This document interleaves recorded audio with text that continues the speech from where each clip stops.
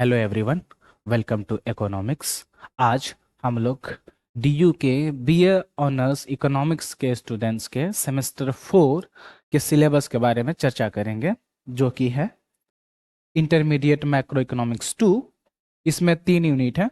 Unit 1 जिसमें कि आपको fiscal policy and monetary policy के बारे में बात करनी है। Second unit is financial markets and crisis. Third unit is open economy. So first unit में आपको क्या पढ़ना है? फर्स्ट यूनिट में आपको बेसिकली फिस्कल पॉलिसी के बारे में पढ़ना है। फिस्कल पॉलिसी का मतलब वो भी पॉलिसी आपके सेंट्रल गवर्नमेंट या स्टेट गवर्नमेंट ले रही है, जहां से आपका फिस्कल पॉलिसी चेंज होता है। Fiscal policy in the sense government expenditure increase हो या टैक्स रिड्यूस हो, that means fiscal expansion. Government expenditure reduce हो या टैक्स इंक्रीज हो, that is your fiscal contraction. अभी के करंट के बजट में आपने देखा होगा कि गवर्नमेंट ने इनकम टैक्स का रेट कम कर दिया, जो कि टैक्स एग्जेम्प्टेड लोग थे उनके अलावा के लिए। तो ये एक तरह से फिस्कल एक्सपेंशन का केस था। मॉनेटरी पॉलिसी क्या होता है? मॉनेटरी पॉलिसी जो भी सेंट्रल बैंक डिसाइड करती है वो मॉनेटरी पॉलिसी होता है, मॉनेटरी साइड से चेंज किया जाता है। फिस्कल पॉलिसी में आपका आईएस कर्व शिफ्ट होता है एंड मॉनेटरी पॉलिसी में आपका एलएम कर्व शिफ्ट होता है। इसको आप याद रखेंगे। तो मॉनेटरी पॉलिसी में जब भी आप चेंज करते हैं, इन्फ्लेशन, मनी सप्लाई, ये सारी चीजें जो होती है, ये आपका मॉनेटरी पॉलिसी होता है। मेनली आपका सेंट्रल बैंक देखता है। इस यूनिट में आपको पढ़ना है ISPCMR रूल, यानी कि IS curve, Phillips curve, monetary rule के बारे में, जो आपने पिछले सेमेस्टर भी पढ़ा था। थोड़ा बहुत गेम थ्योरी के एक्सप्लेनेशन पे भी बात हुई है, जहां पे टाइम इनकंसिस्टेंसी के बारे में चर्चा किया गया है, उसको भी हम इस पे देखेंगे। साथ में रिकार्डियन इक्विवेलेंस के बारे में बात हुई है। बजट में कैसे गवर्नमेंट के बैलेंस्ड बजट के बारे में बात होती है। साथ में रिकार्डियन इक्विवेलेंस में डेट का क्या ऑप्टिमालिटी होती है, कैसे डेट प्राइमरी डेफिसिट से इंपैक्ट होता है, रेवेन्यू डेफिसिट प्राइमरी डेफिसिट में क्या रिलेशन है, फिस्कल डेफिसिट से क्या रिलेशन, ये सारी चीजें हम चर्चा करेंगे थ्रू आउट सिलेबस में, और मैथमेटिकल एक्सप्रेशन के साथ भी देखेंगे।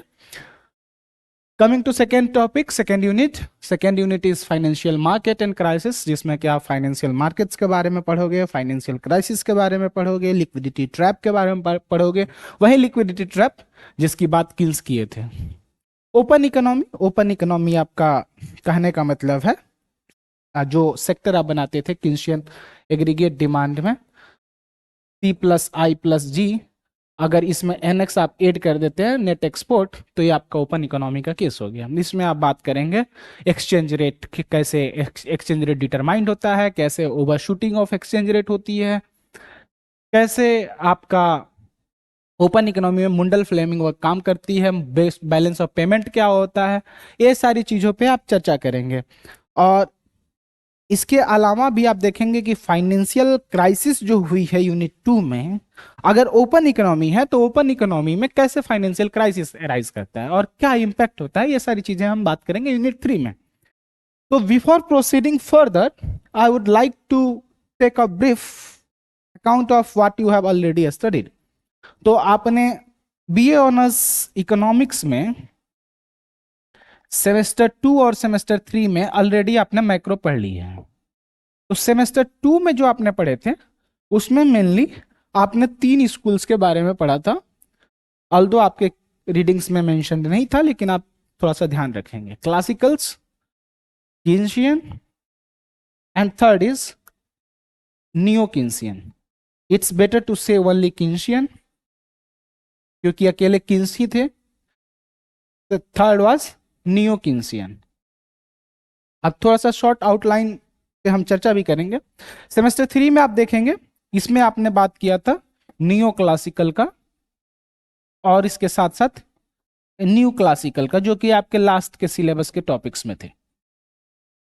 तो क्लासिकल्स में आप ध्यान रखेंगे, इस पे हमारे कोर्स में कुछ वीडियोस भी बने हुए हैं, आप हमारे यूट्यूब चैनल से आप देख सकते हैं। अश्विनी सर के क्लास आप रेफर कर सकते हैं स्कूल्स ऑफ थॉट्स को बारे में समझने के लिए, और कौन कौन से एसोसिएटेड इकोनॉमिस्ट थे उसको आप देखने के लिए उस क्लास को रेफर कर सकते हैं। अब क्लासिकल्स की बात करते हैं। तो क्लासिकल्स में एक ही इकोनॉमिक्स नहीं थे, जैसे कि रिकार्डो थे, एडम स्मिथ थे, उसके अलावा भी जॉन स्टुअर्ट मिल थे। तो ये सारी चीज याद रखेंगे आप।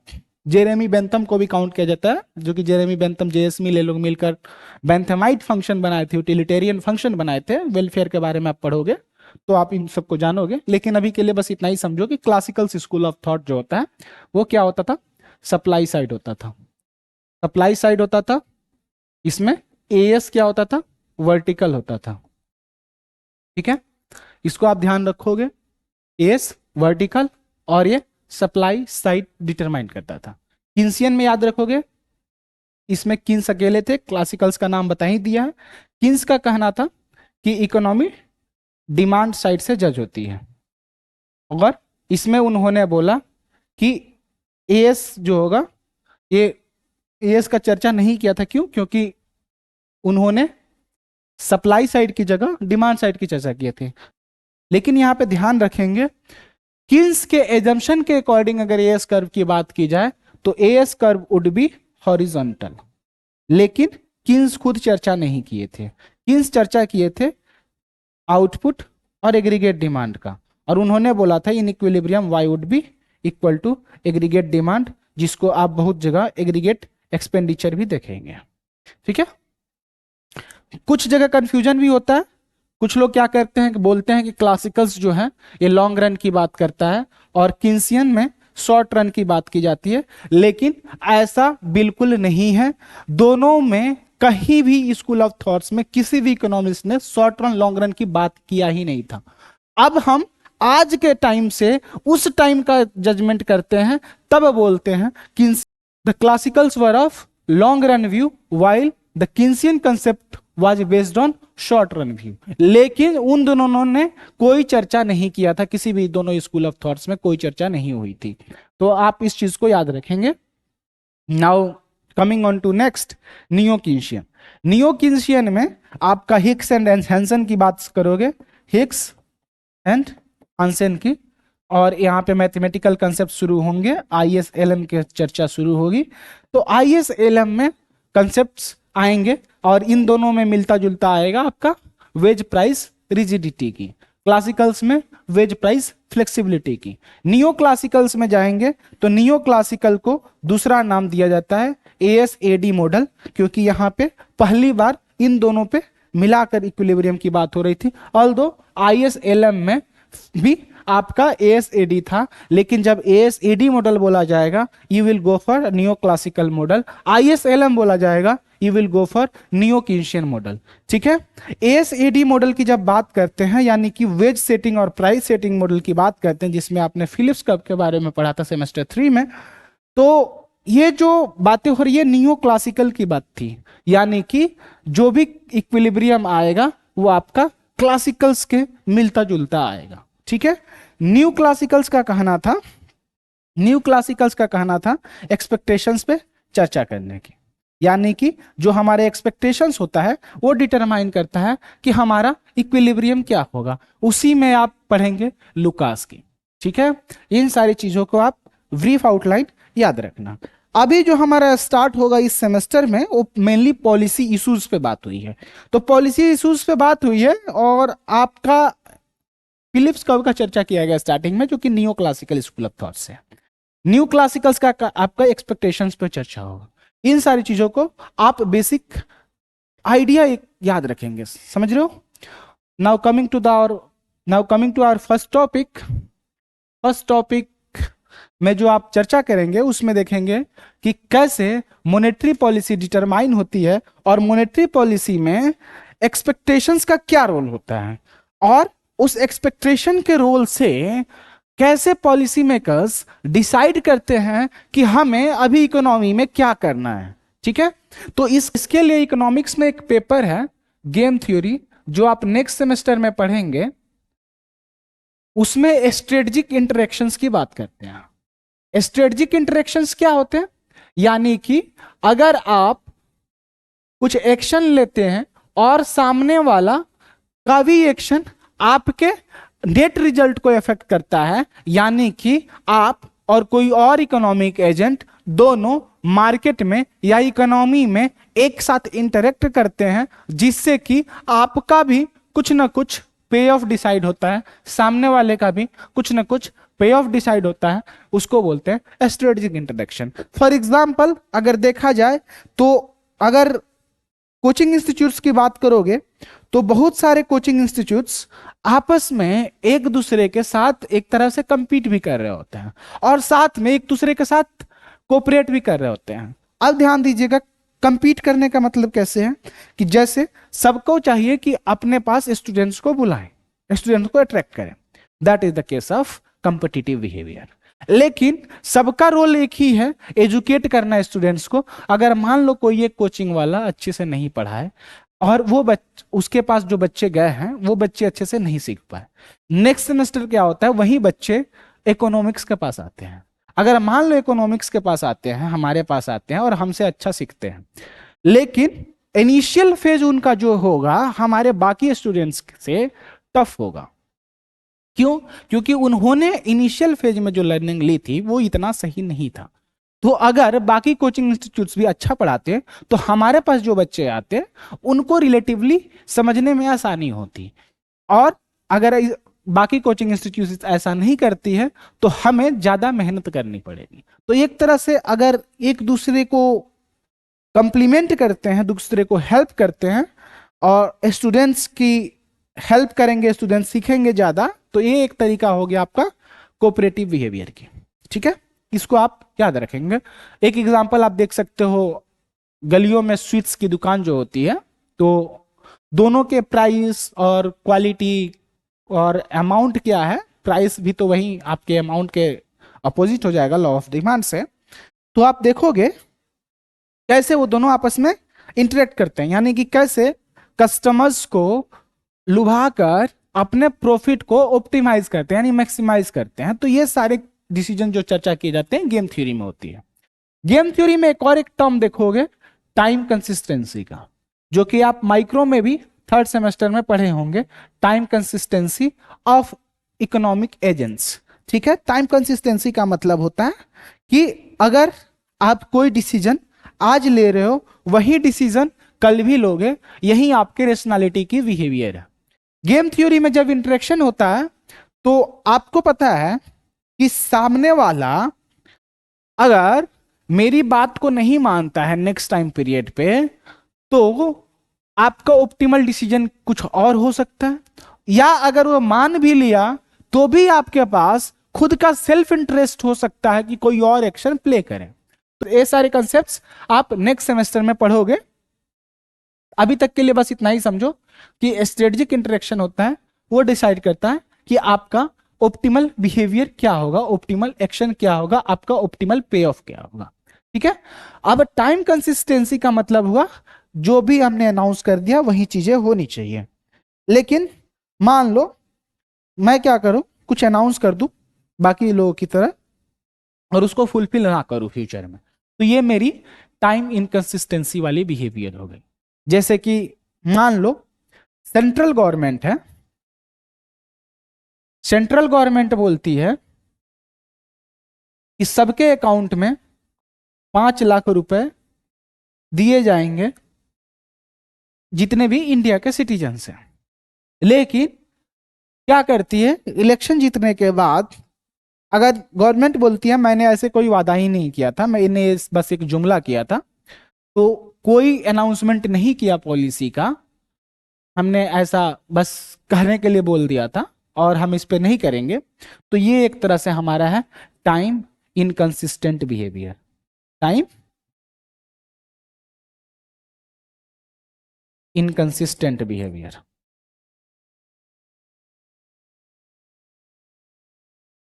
इसको अगर बात करें तो इसको बोलते हैं, अगर इसको इकोनॉमिक सेंस में बात करें तो इसको बोलते हैं टाइम इनकंसिस्टेंसी प्रॉब्लम। चीजों का याद रखेंगे, अगर आपका सेंट्रल बैंक है, सेंट्रल बैंक ने अनाउंस किया कि मेरा इन्फ्लेशन रेट 4% होगा, प्लस माइनस 2% होगा, लेकिन सेंट्रल बैंक ने उसको कंट्रोल नहीं किया और बाद में सेंट्रल बैंक क्या डिसाइड करती है कि इन्फ्लेशन को हम 7% तक बढ़ने देंगे। क्यों? क्योंकि इलेक्शन ईयर आने वाला है और हमें मौका मिलेगा, अगर ये करंट गवर्नमेंट फिर से री इलेक्ट हो जाती है तो मुझे पीएम के साथ ज्यादा अच्छा तालमेल होने से मुझे गवर्नर की जगह पे कुछ और बड़ा पोस्ट मिल जाएगा। तो एक तरह से मैं क्या करूं, अनएम्प्लॉयमेंट रेट को कम करा दूं। अनएम्प्लॉयमेंट रेट को मैं कम करा दूं यानी कि 7% इन्फ्लेशन ले लूं और अनएम्प्लॉयमेंट रेट मेरा नेचुरल रेट से कम हो जाए। क्यों? क्योंकि जितनी कम बेरोजगारी होगी उतना ही ज्यादा गवर्नमेंट को री इलेक्ट होने में सावधानी पड़ेगी, री इलेक्ट होने में आसानी होगी। इसीलिए सेंट्रल बैंक अगर क्या करती है, इन्फ्लेशन रेट बढ़ा देती है और अनएम्प्लॉयमेंट रेट कम एक्सेप्ट कर लेती है, तो वैसे केस में क्या होगा, ये जो बिहेवियर है टाइम इनकंसिस्टेंसी का है। क्यों? क्योंकि सेंट्रल बैंक ने अनाउंस किया था 4% ±2% यानी कि मैक्सिमम 6% होगी, लेकिन ऐसा चीजें नहीं हुई, सेंट्रल बैंक ने वैसा नहीं किया, तो ये आपका टाइम इनकंसिस्टेंसी बिहेवियर कहलाता है। जनरली आप बहुत जगह देखोगे कि सेंट्रल बैंक ऐसा करती आती है। और ये ऐसा क्यों करती है? क्योंकि आपने पिछले सेमेस्टर में पढ़ा है एक्सपेक्टेशन का रोल, यानी कि आपको भी पता है कि जब आप न्यू क्लासिकल मॉडल की बात करते थे जहां पे एक्सपेक्टेशंस का रोल होता था, तो वहां पे आप देखेंगे न्यू क्लासिकल्स में अगर एंटिसिपेट कर लिया गया पॉलिसी को, तो एंटिसिपेटेड पॉलिसी चेंज हुआ, तो इसमें क्या होगा, यहां पे पॉलिसी चेंज है ना कि आपका फिलिप्स का है। एंटिसिपेटेड पॉलिसी चेंज जब भी होगा तब भी आपके इक्विलिब्रियम पे कोई चेंज नहीं होगा। लेकिन अगर अनएंटिसिपेटेड हो जाएगा, अगर अनएंटिसिपेटेड हो जाएगा तो आप यानी कि पॉलिसी मेकर जैसा चाहेगी अपने पॉलिसीज के अकॉर्डिंग शॉर्ट रन के लिए यानी एक टाइम पीरियड के लिए अपने इक्विलिब्रियम को चेंज कर सकती है। लेकिन नेक्स्ट टाइम पीरियड पे जब एक्सपेक्टेशंस रिवाइज होंगे तो क्या होगा, एजेंट्स जो है इकोनॉमिक एजेंट्स यानी कि फर्म, पीपल, ये लोग अपने एक्सपेक्टेशन को रिवाइज करेंगे और इक्विलिब्रियम फिर से जो पहले वाली इक्विलिब्रियम थी उसी पे आ जाएगी। ठीक है, तो ये एंटिसिपेशन और अनएंटिसिपेशन की बात थी जो कि न्यू क्लासिकल मॉडल आप लास्ट सेमेस्टर भी पढ़े थे। तो एक ब्रीफ आउटलाइन आप समझ लीजिए टाइम इनकंसिस्टेंसी क्या होती है। अब इसके आगे अगर आप देखोगे कि कैसे सेंट्रल बैंक डिसाइड करती है कि हमें पॉलिसी में क्या करनी है, तो अब आगे चलते हैं कि देखते हैं कैसे इकोनॉमी में इंटरेक्शंस होते हैं। अब इकोनॉमी में इंटरेक्शंस जो होते हैं वो पॉलिसी मेकर्स एक तरफ होते हैं और पॉलिसी मेकर्स के अलावा जो इकोनॉमिक एजेंट्स होते हैं वो दूसरी तरफ होते हैं। अब ध्यान रखेंगे, इकोनॉमिक एजेंट्स जो होते हैं आपके पीपल हो गए और फर्म्स हो गए। ठीक है, पॉलिसी मेकर्स क्या करेंगे, इकोनॉमी की सिचुएशन जो होगी, इकोनॉमी की जो सिचुएशन होगी इसके अकॉर्डिंग अपना पॉलिसी डिजाइन करेंगे। Policy design in the sense, अगर मान लो मॉनेटरी एक्सपेंशन की जरूरत है तो मॉनेटरी एक्सपेंशन करेंगे, या दूसरे केस में मॉनेटरी कंट्रैक्शन की जरूरत पड़ेगी। मॉनेटरी कंट्रैक्शन की जरूरत कब होगी, और इन्फ्लेशन काफी ज्यादा होगा। उसी तरह आपका हो सकता है फिजिकल कंट्रैक्शन का नीड या फिजिकल एक्सपेंशन का नीड। ठीक है,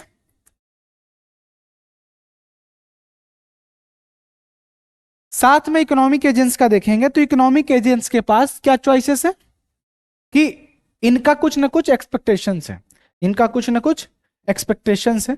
अब एक्सपेक्टेशंस के अकॉर्डिंग इनका जो पॉलिसी में इंपैक्ट पड़ेगा, यानी कि पॉलिसी मेकर ने कुछ चेंजेस किए, मान लो इन्फ्लेशन रेट चेंज कर दिया। जब उन्होंने इन्फ्लेशन रेट एज्यूम किया कि इन्फ्लेशन रेट कुछ भी नहीं होगा, यानी कि 0% उन्होंने एज्यूम किया।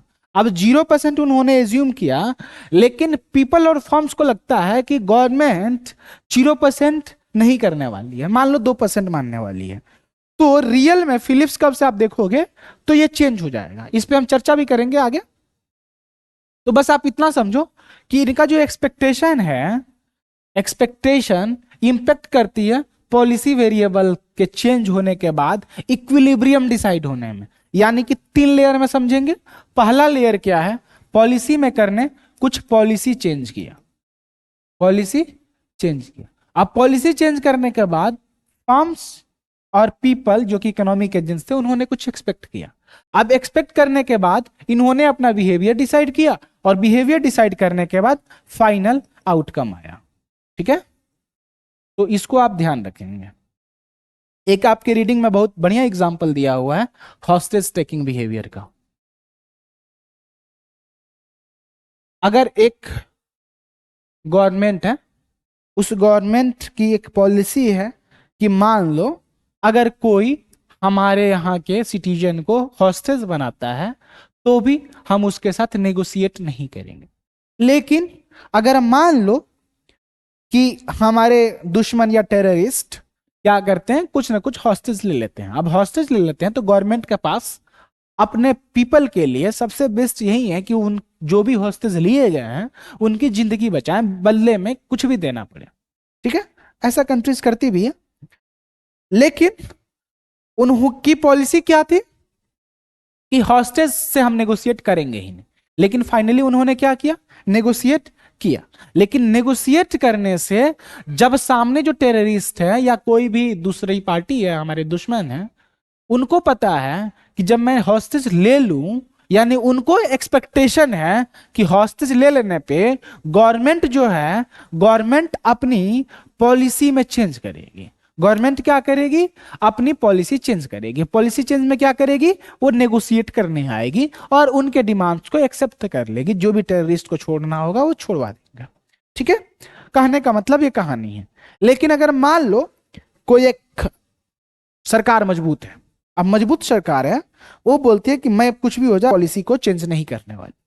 अब पॉलिसी को चेंज नहीं करने वाली है तो ऐसे केस में जो हॉस्टेज टेकिंग वाले लोग हैं, यानी कि जो टेररिस्ट हैं, उनके पास कोई चारा नहीं है नेगोशिएट करने का। नेगोशिएट नहीं करेंगे तो क्या कर सकते हैं, वर्स्ट केस में हॉस्टेज को मार सकते हैं। लेकिन एक बार ऐसा होता है, लेकिन बाद में ऐसा कोई भी हॉस्टेज नहीं लेगा। तो नहीं लेगा तो शॉर्ट टर्म में उस गवर्नमेंट को नुकसान हुआ कि कुछ सिटीजन्स की डेथ हो गई। कैसे, टेररिस्ट ने उनको मार दिया, हॉस्टेज बना करके मार दिया। क्यों मारा, क्योंकि नेगोशिएशन नहीं हुआ। लेकिन लॉन्ग रन में कोई भी टेररिस्ट किसी को हॉस्टेज नहीं बनाएगा। अब हॉस्टेज नहीं बनाएगा तो इससे क्या है कि लॉन्ग रन में गवर्नमेंट से कोई नेगोशिएशन के लिए हॉस्टेज नहीं बनाएंगे। तो लॉन्ग रन में हमारी इक्विलिब्रियम क्या है कि नेगोशिएट करने का जो पॉलिसी आपने मना कर दिया था वैसा ही आप हमेशा रिजिडली रहें और नेगोशिएट करने जाए ही मत। ठीक है, तो इसका आप ध्यान रखोगे। और ये बस देखने वाली चीज ये है कि हॉस्टेज टेकिंग बिहेवियर में जो आपका इक्विलिब्रियम होता है वो इक्विलिब्रियम आपके पॉलिसी और सामने वाले की एक्सपेक्टेशन पे डिपेंड करती है। यही सेम डिसाइड करना है कि जो पॉलिसी मेकर्स का जो पॉलिसी होगा डिसीजन और जो इकोनॉमिक एजेंट्स के एक्सपेक्टेशंस होगा, इसके इंटरेक्शन से अल्टीमेटम रिजल्ट निकलेगा। ठीक है, तो इसके ए ब्रीफ आउटलाइन हो गया आपके कैसे गेम थ्योरी वर्क करती है। तो इसी में आगे बढ़ते हैं, फिलिप्स कर्व की चर्चा करते हैं जो आपकी रीडिंग में बात की गई है। फिलिप्स कर्व में आपने एक इक्वेशन देखा था, pi T equal to pi minus alpha U T minus U N, यानी कि inverse relationship between rate of inflation and unemployment rate. Originally आपका फिलिप्स कर्व कुछ ऐसा था, pi T equal to minus alpha U T minus U N, और ये modified version आ गया 1970s के बाद। 1970s में जो आपका फिलिप्स कर्व का रिलेशन ब्रेकडाउन हो जाता है। क्यों, क्योंकि उस समय जो फिलिप्स कर्व शिफ्ट करता जाता था। क्यों, क्योंकि एक्सपेक्टेशन के अकॉर्डिंग। इसलिए बाद में फ्रेडमैन वगैरह ने, यानी कि अदर मोनेटरिस्ट जो थे, यानी कि नियो क्लासिकल ग्रुप के लोग जो थे, उन्होंने मॉडिफाई कर दिया। ठीक है, तो इसमें चीजों को समझें। अगर सेंट्रल बैंक क्या करती है, एक पॉलिसी डिसाइड करती है। पॉलिसी डिसाइड में बोलती है कि जो हमारा इन्फ्लेशन का जो टारगेट है, इन्फ्लेशन का जो टारगेट है, टारगेट आपका सुपरस्क्रिप्ट से मैंने डिनोट किया है, यहाँ पे सबस्क्रिप्ट मतलब टाइम है, ठीक है। इसको सिंपल वर्ड में अगर आप सबस्क्रिप्ट टाइम सबस्क्रिप्ट हटा दें तो आप लिख सकते हैं pi equal to pi E minus alpha U minus U one, ठीक है। बात बराबर है। ये जो पाई है inflation at time period T की बात कर रहा है, ये है इन्फ्लेशन एक्सपेक्टेड टर्म्स में जो टाइम पीरियड टी की बात करता है। UT unemployment rate at time period T, natural unemployment rate is denoted by U one, ठीक है।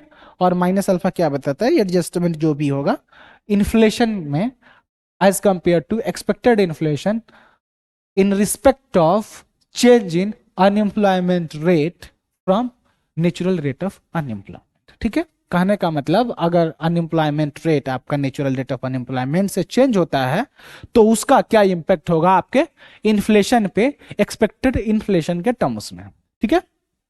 तो बेसिकली आप इतना ध्यान रखें।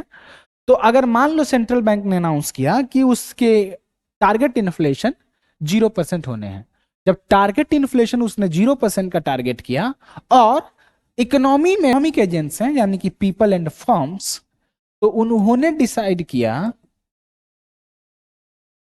तो उन्होंने एक्सपेक्ट किया कि हमारी इकोनॉमी में सेंट्रल बैंक हमेशा क्रेडिबल रही है, जो बोलती थी करती थी, तो उनका एक्सपेक्टेशन जो होगा पाई का कितना होगा, 0 होगा। अब पाई जब 0 होगा तो इन्फ्लेशन का एक्सपेक्टेशन 0 आ गया, तो आपका मॉडिफाइड फिलिप्स कर्व क्या हो जाएगा, pi equal to minus alpha U T minus U N. कहने का मतलब अगर वाकई में सेंट्रल बैंक को 0 इन्फ्लेशन रखना है तो 0 इन्फ्लेशन रखेगी सेंट्रल बैंक, तो क्या करेगी, कुछ ऐसा इक्वेशन देखेगी, ऐसा इक्वेशन देखेगी, इससे इसको क्या मिलेगा, U T equal to U N. यानी कि अगर सेंट्रल बैंक अपना टारगेट इन्फ्लेशन 0 रखती है तो उसका अनएम्प्लॉयमेंट रेट जो होगा उस टाइम पीरियड का नेचुरल रेट ऑफ अनएम्प्लॉयमेंट के बराबर होगा। लेकिन यूएस इकोनॉमी के टर्म्स में बात किया जाए तो अल्फा का वैल्यू होता है 0.5। तो अगर मान लो इन्फ्लेशन रेट आपका 1% है, कितना है, 1% है, क्यों है, सोचो। अगर सेंट्रल बैंक ने बोला कि मैं टारगेट करूंगी 0% इन्फ्लेशन रेट का, और जो इकोनॉमिक एजेंट्स है यानी पीपल और फर्म्स उन्होंने एंटिसिपेट कर लिया कि चल भाई सेंट्रल बैंक ने बोला है, तो सेंट्रल बैंक कोई पॉलिसी मेकिंग में ऐसा ध्यान रखेगी कि हमारा इन्फ्लेशन 0% हो। जब 0% इन्फ्लेशन उन्होंने एक्सपेक्ट कर लिया तो एक्सपेक्टेड इन्फ्लेशन 0 हो गया। लेकिन सेंट्रल बैंक निकली धूर्त, तो सेंट्रल बैंक ने क्या किया, बोला कि मैं 0% नहीं करके लोगों को उल्लू बनाती हूं और 1% इन्फ्लेशन रेट वाकई में इकोनॉमी को टारगेट करती है। क्यों, क्योंकि इन्फ्लेशन थोड़ा सा ज्यादा रहेगा तो unemployment rate natural rate of unemployment से रिलेटिवली कम एक्सेप्ट कर पाएगी, और अनएम्प्लॉयमेंट रेट कम होगा तो लोग को ज्यादा रोजगार रहेगा, ज्यादा रोजगार रहेगा तो उस समय हो सकता है जो इलेक्शन ईयर हो और जो सेंट्रल गवर्नमेंट हो उसको फायदा हो सकता है। मान लो कुछ एक ऐसा सिनेरियो डेवलप हुआ है। तो कहने का मतलब अगर ये 1% इन्फ्लेशन के करने के बराबर अगर मान लो सेंट्रल बैंक कुछ ऐसा पॉलिसी डिजाइन करती है, यानी कि कोई मॉनेटरी पॉलिसी का जो रूल होता है यानी कि मनी सप्लाई कुछ ऐसा इंक्रीज करती है या ऐसा डिक्रीज करती है कि इन्फ्लेशन उसका 1% रहे। जब इन्फ्लेशन 1% रहेगा तो एक्सपेक्टेड इन्फ्लेशन 0, इसका कोई रोल नहीं है, equal to minus alpha UT minus U one, ठीक है। अगर अल्फा का वैल्यू 0.5 की बात किया जाए यूएस इकोनॉमी के टर्म्स में तो आप देखेंगे कि 1 equal to minus 0.5 UT plus 0.5 UN, ठीक है। यानी कि अगर आप इसको चेंज करोगे तो क्या आएगा आपका, अगर दोनों 2 से मल्टीप्लाई कर दो दोनों साइड में तो you will get 2 equal to minus UT plus UN. यानी कि दूसरे सेंस में बात किया जाए so your UT would be equal to UN minus 2। यानी कि आपका जो अनएम्प्लॉयमेंट रेट था टाइम पीरियड टी में, यूटी वुड बी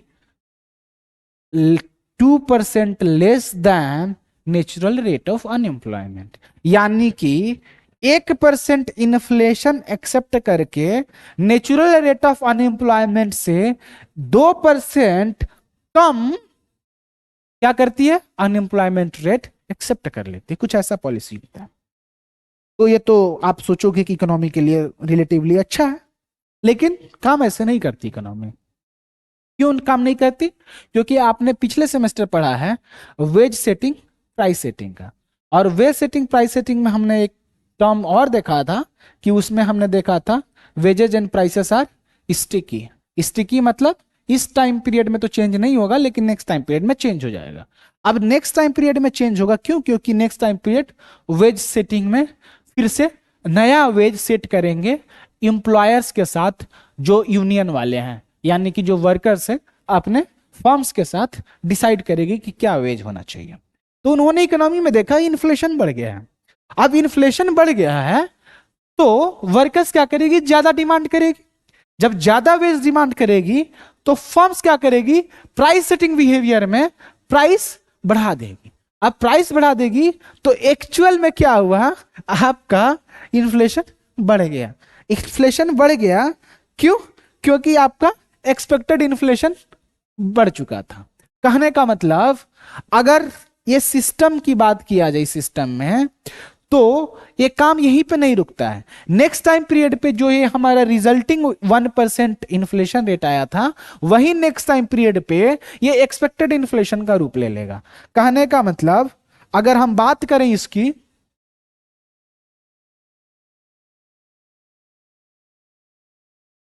कहने का मतलब अगर हम बात करें इसकी तो आप देखेंगे कि जो भी आपका इन्फ्लेशन जो था आपका, ये इन्फ्लेशन पाई टी आया 1%, लेकिन नेक्स्ट टाइम पीरियड में यानी कि एट टाइम पीरियड t+1 आपका पाई ई t+1 कितना हो जाएगा, 1%।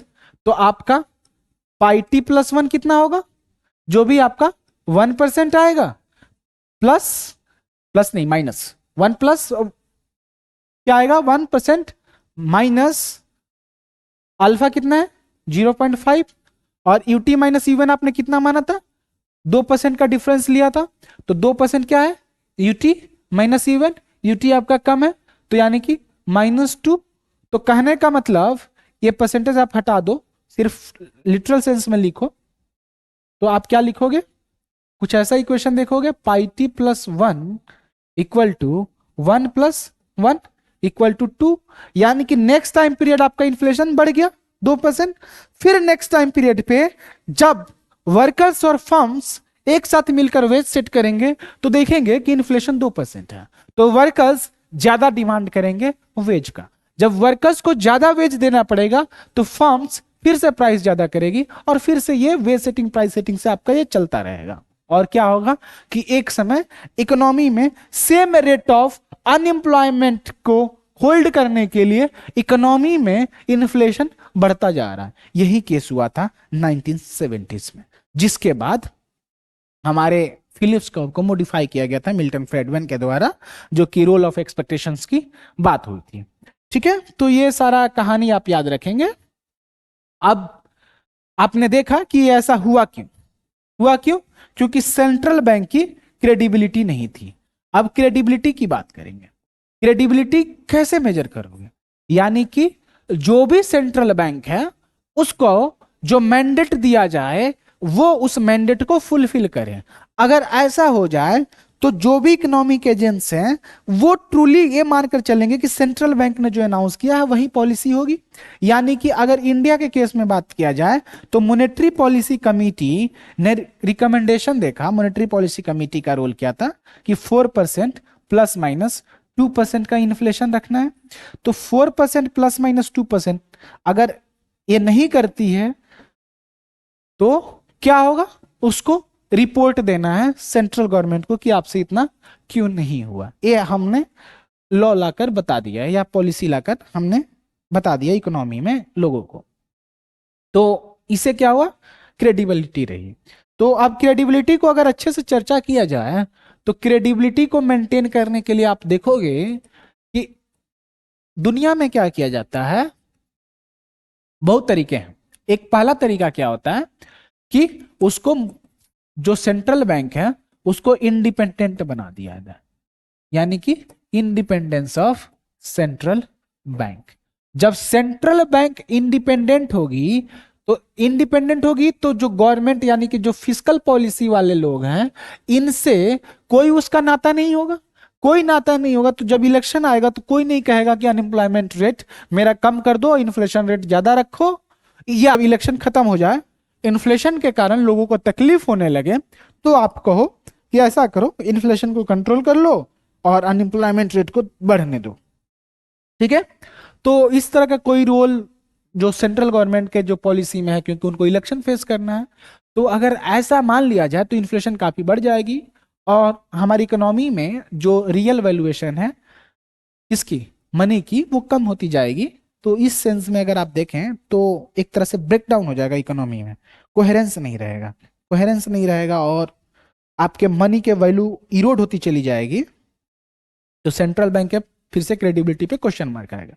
तो इंडिपेंडेंस की बात की गई और इंडिपेंडेंस ऑफ सेंट्रल बैंक में आप देखोगे कि जब ये अपने अकॉर्डिंग काम करते हैं, अपने पॉलिसी डिसीजंस अपने पॉलिसी अनाउंसमेंट के अकॉर्डिंग लेती है, तो जो एक्सपेक्ट करना चाहती है अपने इकोनॉमिक एजेंट्स से, तो वैसी पॉलिसी डिजाइन करके ये अचीव कर सकती है। नहीं तो क्या होगा कि अगर मान लिया जाए पॉलिसी का कोई भी अनसर्टेनिटी नहीं है, या जितने तरीके से ट्रांसमिशन होना है उस ट्रांसमिशन चैनल में कोई इंपैक्ट नहीं होता है, कोई अलग से कोई चीज एक्सटर्नल फैक्टर इंपैक्ट करने वाली नहीं है, तो वैसे केस में जो भी पॉलिसी मेकर यानी कि जो भी सेंट्रल बैंक चाहेगी पॉलिसी के अकॉर्डिंग अचीव करना इकोनॉमी में, वो उसके लिए रिलेटिवली इजी रहेगा।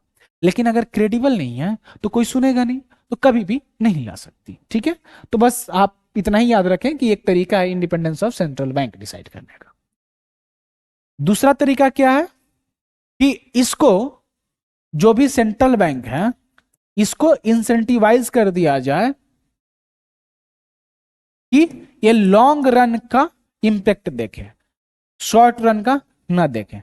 शॉर्ट रन के देखने के चक्कर में क्या करेगी, अनएम्प्लॉयमेंट रेट नेचुरल रेट से कम कर देगी, और अनएम्प्लॉयमेंट रेट नेचुरल रेट से कम कर देगी तो क्या होगा, इन्फ्लेशन जो होगा ये बढ़ जाएगा आपका जो भी पॉलिसी के टारगेट है उससे। ठीक है, तो कहने का मतलब लॉन्ग रन में अगर देखा जाए, लॉन्ग रन की बात किया जाए, तो वैसे केस में जो आप अचीव करना चाहें यानी कि नेचुरल रेट ऑफ अनएम्प्लॉयमेंट पे जाना चाहें हर टाइम पीरियड पे, तो वैसे केस में आपका इन्फ्लेशन भी कंट्रोल्ड रहेगा। तो ये आप कैसे करोगे, ये क्या करेंगे कि इंसेंटिव देना है सेंट्रल बैंक को, यानी कि सेंट्रल बैंक के जो भी एम्प्लॉयज हैं, से आरबीआई के गवर्नर हैं, उनको बोला गया कि आप कम से कम 3 साल के लिए आप गवर्नर हो। तो उनके भी गले पे कोई तलवार नहीं है कि प्राइम मिनिस्टर की सुननी है या कैबिनेट की सुननी है, तो वो अपने अकॉर्डिंग सही काम कर पाएंगे कि लॉन्ग रन में इकोनॉमी के लिए या मीडियम रन में इकोनॉमी के लिए क्या सही रहेगा, क्या बेस्ट रहेगा।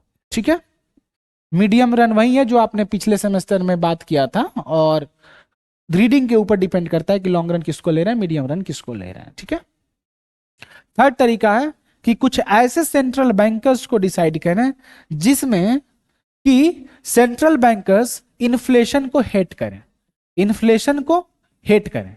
इन्फ्लेशन जब हेट होगा यानी कि इन्फ्लेशन से उनको दिक्कत होगी, उनको नफरत होगी, तो वो क्या करेंगे, इन्फ्लेशन को कम रखेंगे। जब इन्फ्लेशन कम रहेगी तो आपका unemployment rate natural rate of unemployment के इर्द गिर्द घूमेगी, यानी कि UT will tend to U1. समझ रहे हो, तो ये सारे तरीके इकोनॉमी में होते रहे हैं, वर्ल्ड में होते रहे हैं, और इसमें देखते हैं कि कैसे सेंट्रल बैंक अपनी क्रेडिबिलिटी को मेंटेन करती है, कैसे अपने पॉलिसीज को इफेक्टिव बना पाती है। ठीक है, तो लेकिन अगर आप रियल सेंस में देखें, क्या इंडिपेंडेंस ऑफ सेंट्रल बैंक के लिए सेंट्रल बैंक को हमेशा सिर्फ और सिर्फ इन्फ्लेशन से बात होना चाहिए? नहीं, ऐसा नहीं। आप अपना मॉनेटरी पॉलिसी कमेटी का रिकमेंडेशन देखेंगे। मॉनेटरी पॉलिसी कमेटी सीयूटी के लिए आप याद रखना कौन से कमेटी के अकॉर्डिंग है? उर्जित कमेटी के रिकमेंडेशन से आया था। तो मॉनेटरी पॉलिसी कमेटी का कहना है, जो कि संजय मल्होत्रा यानी कि आरबीआई के गवर्नर हैं, तो उनको डिसाइड करना है कि क्या हमारा इन्फ्लेशन रेट होगा। तो इस केस में आप मॉनेटरी पॉलिसी कमेटी का अगर मैंडेट देखेंगे तो उस मैंडेट में लिखा हुआ है कि टू मेंटेन प्राइस स्टेबिलिटी